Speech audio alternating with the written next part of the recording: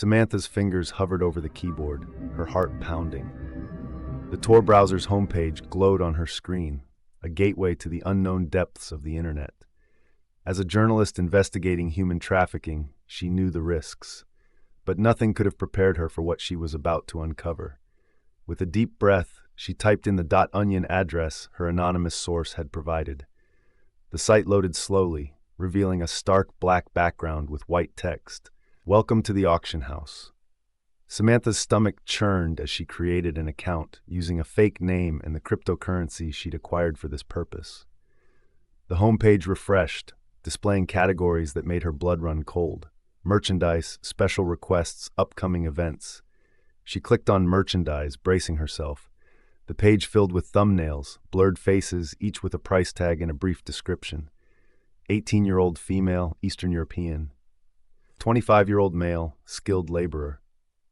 Samantha felt bile rise in her throat. For weeks, she documented everything, taking screenshots and notes. She watched in horror as people were bought and sold like cattle, their lives reduced to a series of bids. The users spoke casually about their purchases, discussing them as if they were talking about used cars or antique furniture. One night, a new listing caught her eye. Investigative journalist, 28 female. The description matched her perfectly. Samantha's blood ran cold as she realized her cover was blown. She quickly shut down her computer, but the damage was done. The next day, she went to the police with her evidence. They promised to investigate, but warned her to be careful. Samantha couldn't shake the feeling of being watched. She changed her routine, stayed with friends, but the paranoia grew. A week later, she received an email from an unknown sender. The subject line read, "Your bid has been accepted." The message contained only an address and a time. Samantha knew it was a trap, but she also knew this might be her only chance to bring down the entire operation. She informed her editor and the police, then headed to the location, an abandoned warehouse on the outskirts of town. As she approached, a black van screeched to a halt beside her. Men in masks grabbed her, forcing a hood over her head. Samantha fought, but it was useless. She felt a sharp prick in her arm, and the world faded to black. When she awoke, she was in a small, windowless room. A camera blinked in the corner, its red light a constant reminder that she was being watched. A voice crackled through a hidden speaker. "Welcome to the auction house, Samantha. The bidding for you starts in 1 hour." Panic set in as Samantha realized the gravity of her situation. She had become the very thing she was trying to save. A piece of merchandise in this twisted online market. Days blurred together as Samantha was moved from location to location. She caught glimpses of other captives, their eyes hollow with despair. She tried to memorize faces, names, anything that could help if she ever escaped. Just when she had nearly lost all hope, the sound of sirens pierced the air. Shouts and gunfire erupted outside. The door to her room burst open, and she found herself face to face with a SWAT team. In the aftermath, Samantha learned that her editor and the police had worked tirelessly to track her down. The raid had uncovered a vast network of human trafficking operations, leading to dozens of arrests and the rescue of hundreds of victims. As she sat in the police station giving her statement, Samantha couldn't shake the images of what she'd seen. The depths of human cruelty she had witnessed in that dark corner of the internet would haunt her forever. Months later, as the trials began, Samantha took the stand. Her testimony, combined with the evidence she had gathered, was instrumental in bringing down the auction house. But she knew this was just one site, one network. The dark web was vast, and for every operation shut down, others would spring up to take its place. Samantha's experience changed her. She became an advocate for victims of human trafficking, using her journalistic skills to shed light on this dark industry.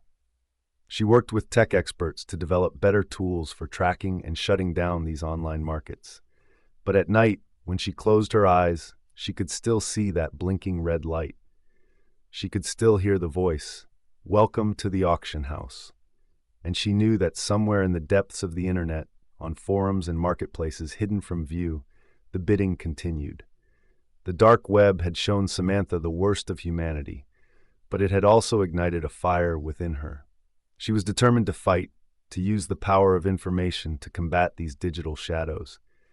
because she knew that in the battle between light and darkness, every exposed secret, every rescued victim was a victory. As she sat at her computer, preparing to dive once more into those murky digital waters, Samantha took a deep breath.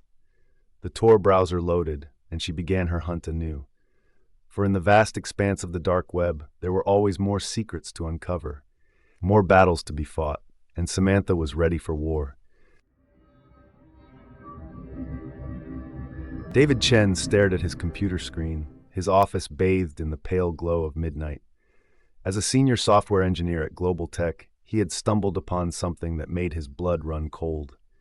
Hidden deep within the company's code was a backdoor, a secret passage that allowed someone to access and manipulate user data on a massive scale.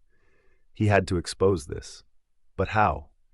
Global Tech's lawyers would bury him if he went public. That's when he remembered the dark web, a place where whistleblowers could speak freely. With trembling hands, he downloaded the Tor browser and began his descent into the digital underworld. After hours of searching, David found a forum called Truth Seekers. He created an anonymous account and posted his findings, including snippets of the damning code. Within minutes, his post exploded with responses. Some offered support, others demanded more proof. But one message stood out. "Meet me on Secure Chat. Username Shadowwalker." Intrigued, David set up a Secure Chat account and messaged Shadowwalker. The response was immediate. "I can help you expose this, but we need to be careful. They're always watching." Over the next few weeks, David worked with Shadowwalker to compile evidence. They used encrypted channels, dead drops, and burner phones to communicate. Shadowwalker taught David the intricacies of online anonymity, how to cover his tracks, how to verify information without revealing his identity. As they dug deeper, the scale of the deception became clear. Global Tech wasn't just spying on its users, it was selling their data to the highest bidder, including foreign governments and criminal organizations. The backdoor was just the tip of the iceberg. One night, as David was compiling data, a message popped up on his screen. "Get out now!" His heart racing, he grabbed his laptop and fled his apartment. As he reached his car, he saw men in suits entering the building. He had been compromised. David drove aimlessly, his mind reeling. How had they found him? He parked in a deserted lot and messaged Shadowwalker. "They're on to me. What do I do?" The reply came swiftly. "Go dark. Use this address. I'll contact you there." For the next month, David lived off the grid, moving from one safe house to another. He continued to work with Shadowwalker, piecing together the full extent of Global Tech's crimes. They uncovered a web of corruption that stretched from Silicon Valley to Washington, D.C. Finally, they were ready. Using a complex series of proxies and encrypted channels, they released the information to journalists, watchdog groups, and law enforcement agencies worldwide. The story broke like a tsunami, dominating headlines and triggering investigations on multiple continents. As the world reeled from the revelations, David watched from the shadows, his heart pounding with a mixture of fear and exhilaration. He had done it. The truth was out. But his relief was short-lived. A week after the leak, he received a message from Shadowwalker. "You've been betrayed. Run." Panic set in as David realized the safe house wasn't safe anymore. He fled into the night, narrowly escaping a team of armed men. As he drove away, his phone buzzed with news alerts. The headlines made his blood run cold. Whistleblower identified, David Chen wanted for treason. His world collapsing around him, David reached out to Shadowwalker one last time. "What do I do now?" The response was cryptic. "The rabbit hole goes deeper. Follow the white rabbit." Attached was a file, a dossier that suggested Global Tech's corruption was just one part of a larger conspiracy. The document hinted at a shadow organization that manipulated governments and corporations alike, using the dark web as its playground. David realized his journey was far from over. He had exposed one truth, only to uncover a larger, more terrifying reality. As he drove towards an uncertain future, he knew he had a choice to make: keep running or dive deeper into the abyss. Months passed. David became a ghost, existing only in encrypted chats and anonymous forum posts. He worked tirelessly with a growing network of hacktivists, each new piece of information revealing more of the vast conspiracy. But the deeper he went, the more dangerous it became. He lost count of the number of times he narrowly escaped capture. Friends and allies disappeared without a trace. Paranoia became his constant companion. One day, as he was decrypting a particularly sensitive file, his screen went black. A message appeared, "Hello, David. We've been watching you." His safe house was compromised.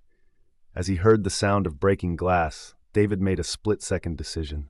He initiated a kill switch, wiping his devices clean.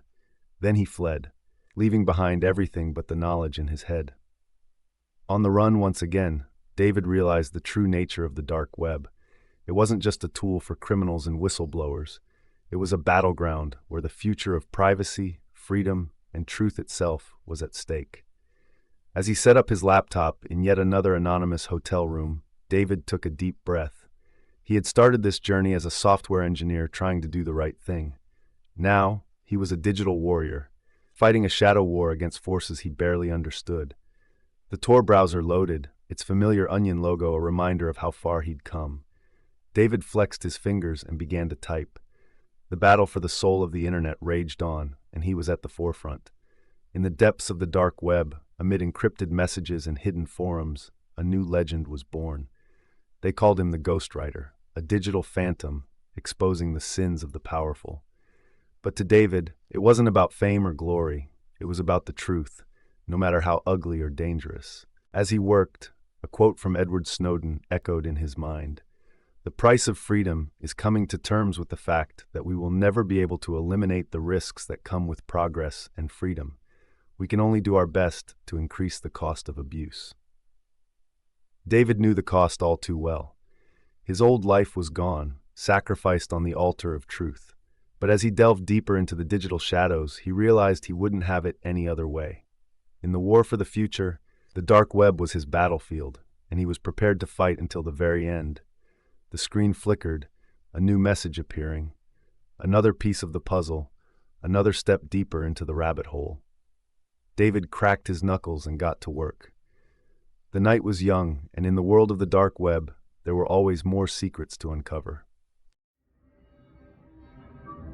Dr. Eliza Frost's fingers flew across the keyboard, her eyes fixed on the stream of encrypted data flooding her screen. As the lead cryptographer for a top-secret government project, she had seen her fair share of complex codes. But this was different. This was a message from the dark web, and it hinted at a threat that could shake the very foundations of national security. The message had appeared on a hidden forum, buried deep within layers of encryption. It was a challenge, a taunt aimed at the world's top code breakers. Solve the puzzle and you'll uncover a secret that will change the world. Fail, and watch chaos unfold. Eliza had been tracking the forum for months, part of her ongoing research into emerging cyber threats. But this was the first time she had seen something so brazen, so dangerous. The code itself was a masterpiece, a hybrid of cutting-edge encryption techniques and obscure historical ciphers. As she worked, Eliza couldn't shake the feeling that she was being watched. The cursor on her screen seemed to move a fraction of a second after her commands, as if someone else was there, just out of sight. She dismissed it as paranoia, a side effect of too many late nights and too much caffeine. Days turned into weeks as Eliza threw herself into the challenge. She called in favors from colleagues around the world, each bringing their unique expertise to bear on the problem. But every time they thought they were close to a breakthrough, the code seemed to shift, revealing new layers of complexity. It was during one of these marathon coding sessions that Eliza noticed something odd.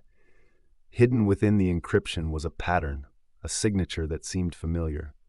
With a jolt, she realized where she had seen it before, in her own work, on a project she had abandoned years ago. The implications were staggering. Someone had taken her research, her unfinished ideas, and turned them into something far more powerful and dangerous than she had ever imagined. But how? The project had been classified, known only to a handful of people within the government. Eliza dug deeper, tracing the code back to its source.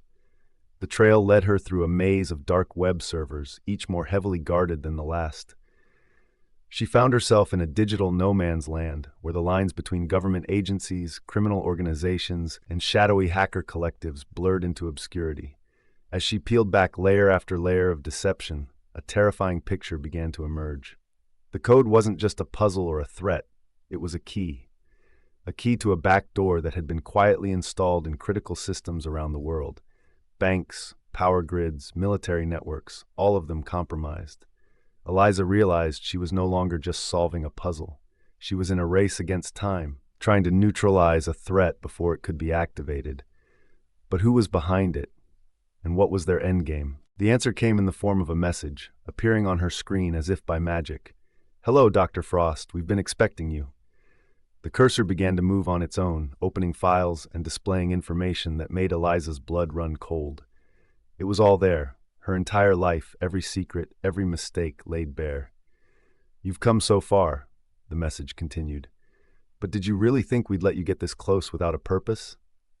Eliza's mind raced. She had been played from the beginning. The puzzle, the forum, the familiar code, it had all been a lure designed to draw her in. But why? "You're special, Eliza," the message went on. "You see patterns where others see chaos. You understand the beauty of pure logic, unsullied by emotion or morality. You're one of us, whether you know it or not." The truth hit her like a physical blow. She wasn't trying to stop a threat. She was helping to create one. Every attempt to crack the code had provided valuable data, refining and strengthening the very system she was trying to defeat. But who were they? As if in answer to her unspoken question, a symbol appeared on the screen, a stylized eye within a pyramid. "We are the Illuminati," the message declared. "We are the hidden hand that guides the world. And now, you will help us usher in a new age of order." Eliza's first instinct was to run, to disconnect and disappear, but she knew it was too late for that. She was in too deep. If what they were saying was true, then the fate of the world rested on her next move. With trembling hands, she began to type. "What do you want from me?" The response was immediate. "We want you to finish what you started. Complete the code. Perfect the system. Help us bring order to the chaos." For a moment, Eliza was tempted. The power they were offering was intoxicating. With that level of control, she could reshape the world, eliminate suffering, end conflicts with a few keystrokes. But at what cost? In that moment of hesitation, she made her decision. Her fingers flew across the keyboard, not completing the code, but unraveling it. She poured every ounce of her knowledge and skill into creating a virus, a digital wildfire that would burn through the dark web, exposing the Illuminati's network and destroying their precious system. Alarms blared as her virus took hold. She could feel them trying to stop her, their digital tendrils grasping at her code, trying to smother the flames. But it was too late. The virus spread exponentially, fueled by the very networks the Illuminati had planned to use for their takeover. As government agencies around the world scrambled to respond to the sudden flood of classified information, Eliza made her escape. She knew her life as she had known it was over. She had seen behind the curtain, and there was no going back.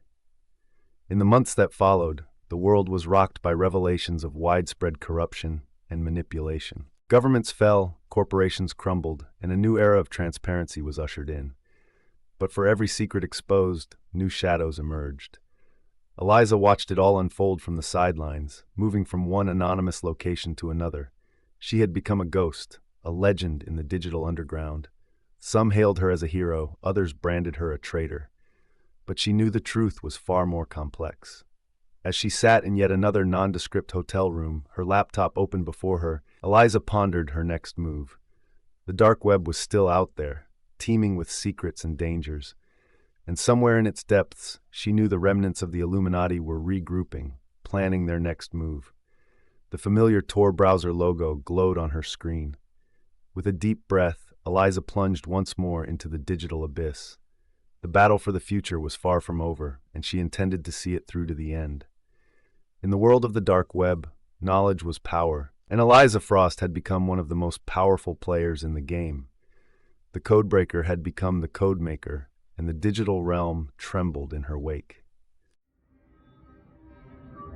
Detective Michael Reeves slouched in his chair, the harsh glow of his computer screen illuminating his haggard face. 3 months of investigating a string of disappearances had led him here, to the fringes of the dark web, where whispers of a notorious Red Room echoed through encrypted channels. The Red Room was urban legend stuff, a live streaming platform where viewers could watch and even participate in unspeakable acts. Most cops dismissed it as fiction. But Michael had seen enough to know that the darkest stories often held a kernel of truth. His confidential informant, a reformed hacker who went by the alias Sphinx, had provided him with a potential .onion address. "Be careful, Mike," Sphinx had warned. "This isn't some script kiddie playground. These people are the real deal." Michael's finger hovered over the enter key. He knew he should wait for backup, for the cybercrimes unit to set up a secure connection. But 3 more kids had gone missing in the last week alone. He didn't have time for red tape. He pressed enter. The site loaded slowly, revealing a simple black page with a pulsing red dot in the center. Michael clicked it and a chat window popped up. "Welcome, Seeker," the message read. "What is it you desire to see?" Michael's hands shook as he typed his response. "I want to see everything." There was a long pause. Then, "The price is high. Are you prepared to pay?" Before Michael could respond, his screen went black. Then, to his horror, his webcam light blinked on. A face appeared on the screen, his own viewed from an impossible angle behind him. "Detective Michael Reeves," a distorted voice purred. "We've been expecting you." Michael lunged for his gun, but strong hands gripped him from behind. A sweet-smelling cloth was pressed against his face. As consciousness faded, he saw a figure in a featureless white mask looming over him. He awoke in darkness, disoriented and nauseous. As his eyes adjusted, he realized he was in some kind of concrete room. A single red light blinked in the corner. "Welcome to the Red Room, Detective," the distorted voice echoed from hidden speakers. "You wanted to see everything. Now you'll have your chance." Over the next hours, or was it days, Michael was forced to watch a parade of horrors. People tortured, humiliated, broken in ways he couldn't have imagined. And all the while, that red light blinked, streaming the atrocities to who knew how many viewers in the dark recesses of the internet. But as his captors grew more confident, they grew sloppy. Michael began to notice patterns, faces that appeared multiple times in different shows, small inconsistencies in the backgrounds. Slowly, a terrible realization dawned on him. It was all fake. Elaborate, yes. Horrifying, certainly. But staged. The Red Room wasn't a snuff film studio. It was something far more insidious, a honeypot operation designed to lure in the worst of the worst and extract their darkest secrets. As if reading his thoughts, the door to his cell swung open. The figure in the white mask stood in the doorway. "Congratulations, Detective Reeves," the figure said, its voice no longer distorted. "You passed the test." The mask came off, revealing a face Michael knew all too well, Special Agent Sarah Chen of the FBI. "Sorry for the rough treatment," she said, helping him to his feet. "But we needed to be sure you were who you claimed to be. We've had too many close calls with moles from the cartels." Michael's head spun as Sarah led him through a maze of corridors. The concrete cell opened up into a high-tech command center, where dozens of agents monitored an array of screens. "Welcome to Operation Looking Glass," Sarah said. "For the past 5 years, we've been running the world's most elaborate sting operation. The Red Room is our creation, a digital Venus flytrap for the worst humanity has to offer."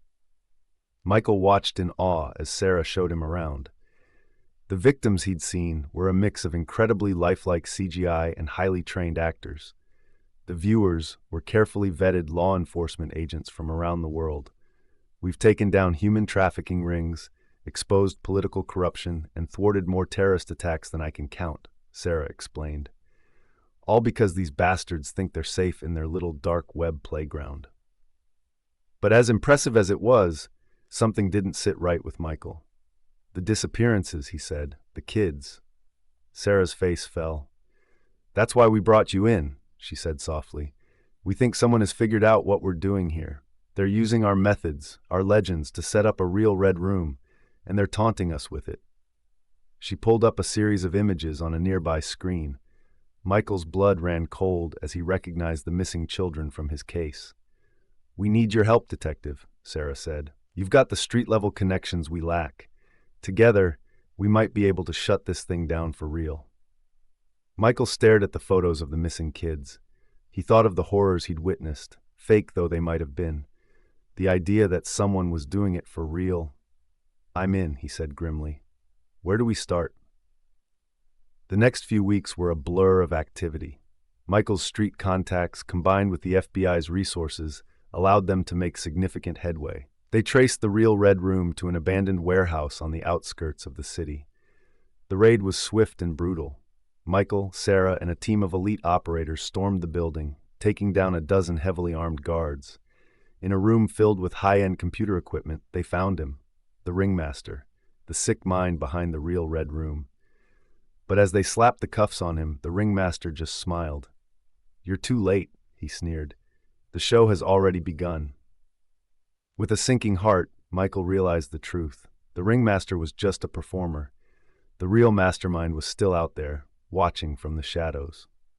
"No," he said finally, "because if we quit, who's going to stand against the darkness?" Sarah nodded, understanding in her eyes. They turned back to their screens, diving once more into the abyss. In the war for the soul of the internet, they were the thin blue line, and they would hold that line, no matter the cost. As the first light of dawn crept through the grimy windows, Michael and Sarah continued their vigil. The dark web never slept, and neither could they. The Red Room was out there waiting to be found, and they would find it, no matter how deep into the darkness they had to go. Dr. Amelia Zhao adjusted her glasses, her eyes fixed on the lines of ancient code scrolling across her screen. As a digital archaeologist, she had spent her career excavating the forgotten corners of the internet, uncovering the digital remnants of a bygone era. But this was different. This was the mother lode. For years, rumors had circulated in academic circles about the Labyrinth, a vast network of interconnected websites hidden in the deepest recesses of the dark web. Some believed it to be the original architecture of the internet, abandoned and forgotten as the World Wide Web evolved. Others whispered that it contained lost knowledge, secrets that could reshape our understanding of the digital age. Amelia had dismissed such tales as fantasy, the stuff of internet urban legends. But then an anonymous source had contacted her, providing her with what appeared to be genuine access codes to the labyrinth. Now, after months of preparation and with the backing of her university, she was about to embark on a digital expedition unlike any other. She input the final line of code, and her screen went black. For a moment, nothing happened. Then slowly, green text began to appear. "Welcome, traveler. You have entered the labyrinth. Proceed with caution." Amelia's heart raced as she navigated through the ancient digital corridors. The architecture was like nothing she had ever seen, a hybrid of protocols so old they predated the internet itself, and encryption so advanced it seemed almost alien. As she delved deeper, she began to uncover fragments of data, snippets of code, corrupted image files, garbled audio recordings. She painstakingly collected and cataloged each find, slowly piecing together a picture of what the labyrinth might be. It was on the third day of her expedition that she found it, an intact databank, its contents protected by layers of encryption that made modern quantum computers look like child's toys. Amelia threw herself into cracking the code, her fingers flying across the keyboard as she applied every trick and technique she had learned in her years of digital archaeology. Finally, after 72 sleepless hours, she broke through. The databank opened, revealing its secrets. What she saw made her blood run cold. The labyrinth wasn't just some forgotten corner of the internet. It was a record, a complete, unaltered history of every digital communication since the birth of the internet. Every email, every message board post, every private chat, all of it stored and preserved in its original form. But that wasn't all. As Amelia dug deeper, she found files that shouldn't exist, records of internet communications from years before the technology was supposed to have been invented. And strangest of all, buried deep within the code, she found references to events that hadn't happened yet. It was impossible. It defied everything she knew about computer science, about the nature of time itself. Yet the evidence was right there in front of her. As she struggled to process what she was seeing, a new window popped up on her screen. A chat request. The username made her pause. Architect Prime. With trembling fingers, Amelia accepted the chat. "Hello, Dr. Zhao," the message read. "We've been expecting you." "Who are you?" Amelia typed back. "What is this place?" "We are the architects," came the reply. "The original creators of what you call the internet. And the labyrinth is our greatest creation, a network that exists outside of time and space as you understand it. Amelia's mind reeled. It was preposterous, and yet, it would explain so much of what she had seen. But why? She asked. Why create all this and then hide it away? Because humanity wasn't ready, the architect responded. The power contained within the labyrinth, the ability to see all that was, is, and will be, it could reshape reality itself. In the wrong hands, it could bring about the end of your civilization. And now? Amelia asked, hardly daring to breathe. Now we believe it's time for the labyrinth to be found. But accessing its power requires a key, a mind capable of understanding and navigating its complexities. We've been watching you, Dr. Zhao. We believe you might be that key. Amelia sat back, her mind spinning. The implications were staggering. With access to the labyrinth, she could rewrite history, peer into the future, uncover every secret ever transmitted digitally. The power was intoxicating and terrifying. What if I refuse? She typed. There was a long pause before the response came. Then you will be allowed to leave. Your memories of this place will be erased, and the labyrinth will select a new candidate. But consider carefully, Dr. Zhao. The knowledge contained here could elevate humanity to heights you can scarcely imagine. Amelia closed her eyes, weighing her options. The responsible thing would be to walk away, to alert the authorities about what she had found. But the scientist in her, the part that had driven her to become a digital archaeologist in the first place, longed to uncover the secrets of the labyrinth. In the end, curiosity won out. I accept, she typed. The screen flickered, and suddenly Amelia felt a strange sensation, as if her consciousness was being pulled into the computer. The room around her faded away, replaced by an endless expanse of digital landscape. She found herself standing, if standing was the right word in this virtual space, before a group of figures made of pure light, the architects. Welcome, Dr. Zhao, they said in unison, their voices resonating in her mind rather than her ears. Are you ready to begin your journey?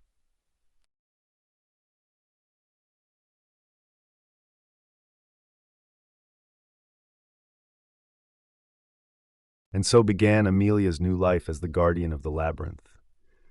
She spent what felt like eons exploring its digital corridors, uncovering secrets that rewrote her understanding of reality itself. She saw the rise and fall of civilizations, witnessed the birth of stars and the death of galaxies, all recorded in the endless databanks of the labyrinth. But with knowledge came responsibility. Amelia quickly realized why the architects had hidden the labyrinth away. The power it contained was too great, too terrible to be unleashed upon the world all at once. So she became a gatekeeper, carefully releasing fragments of knowledge to the outside world. A breakthrough in clean energy here, a cure for a deadly disease there. She nudged humanity forward, always careful not to upset the delicate balance of progress. Years passed in the outside world, though time had little meaning within the labyrinth. Amelia watched as her own legend grew. To the few who knew of her existence, she became a figure of mystery and awe, the digital oracle, keeper of secrets from beyond time and space. But even as she reveled in the wonders of the labyrinth, a part of Amelia longed for the simple pleasures of her old life, the warmth of the sun on her face, the taste of real food, the touch of another human being. She had gained the knowledge of the universe, but at the cost of her own humanity. As she pondered her existence, straddling the line between the digital and the physical, Amelia realized a fundamental truth. The labyrinth was not just a record of human communication. It was a living, evolving entity, shaped by every interaction, every piece of data that flowed through it. And she, Amelia Zhao, once a simple digital archaeologist, had become a part of it. She was no longer just its guardian. She was its heart, its conscience, the bridge between the world of flesh and blood and this realm of pure information. The realization brought both joy and sorrow. Joy at the infinite possibilities that lay before her, sorrow at the life she had left behind. But as she looked out over the endless digital expanse of the labyrinth, Amelia knew she had made the right choice. For in this place beyond time and space, she had found her true calling.